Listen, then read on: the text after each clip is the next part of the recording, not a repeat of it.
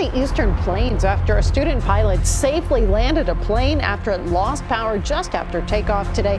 Thankfully, no one was injured here.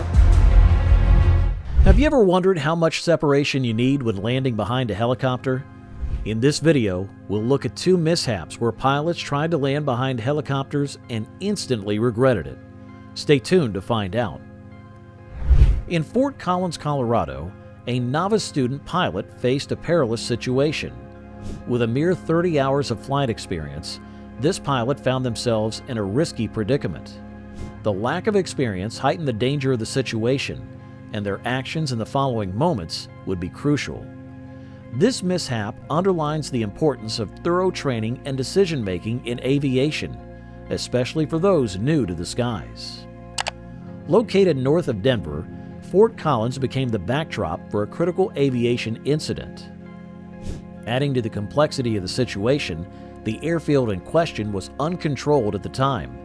This means that there wasn't an air traffic controller to guide and manage the aircraft, leaving pilots to rely solely on their skills and judgment. The absence of control tower oversight could have contributed to the unfolding events and emphasizes the importance of clear communication and decision-making, particularly in uncontrolled environments like this one. The airfield under scrutiny featured a singular main runway, known as runway 1533, spanning a substantial 8,500 feet. This elongated runway was a pivotal component of the airfield's infrastructure, accommodating various aircraft. What made this location distinct was its proximity to military installations, resulting in frequent helicopter activities in the vicinity. The regular presence of helicopters in the area introduced an element of complexity for all pilots using the airfield. This context highlights the need for pilots to be constantly vigilant and well prepared to adapt to the diverse traffic and operational challenges such an environment can present. Don't forget to like this video if you are still interested in this, and also subscribe to our channel for more. It's essential not to underestimate the impact of wake turbulence generated by helicopters. Despite being less talked about than that from larger aircraft, it poses a genuine threat. A test conducted to study this phenomenon revealed alarming results.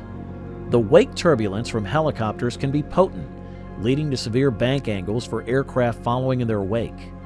This discovery underscores the significance of acknowledging and respecting the potential hazards of rotor wash or wake vortices, emphasizing the need for all pilots to be aware of the associated risk when operating near helicopters to ensure flight safety. In this incident, the student pilot made a series of critical decisions. Initially, the pilot chose to follow a Black Hawk helicopter in a traffic pattern, a choice that could be considered risky given the potential wake turbulence generated by the helicopter.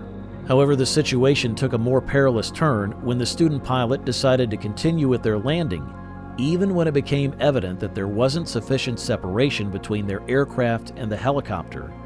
This decision, influenced by inexperience and perhaps external pressure, magnified the dangers of the situation, underscoring the significance of sound judgment and the willingness to abort a landing if necessary for safety. The absence of tower control emerged as a potential contributing factor to the aviation mishap. Without a control tower overseeing the airspace, the responsibility for decision-making fell squarely on the shoulders of the pilots involved. In this particular case, the Black Hawk pilot made a crucial recommendation. However, their suggestion against initiating a go-around could have introduced an element of risk. Given the inherent uncertainties of the situation and the lack of clear guidance, it highlights the challenges pilots face in uncontrolled environments.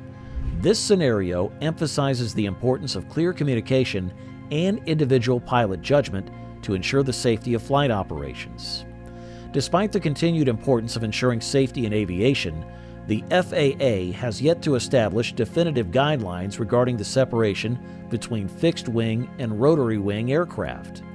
This lack of clarity and regulatory standards has left pilots and operators to navigate such scenarios with limited official guidance. In response to this ambiguity, many aviators prefer to adopt a conservative approach, erring on the side of caution. One commonly advocated safety measure is to maintain a minimum of 3 miles of separation between aircraft. If you find this informative, then make sure to like, share, and subscribe to this channel. And meanwhile, thanks for watching.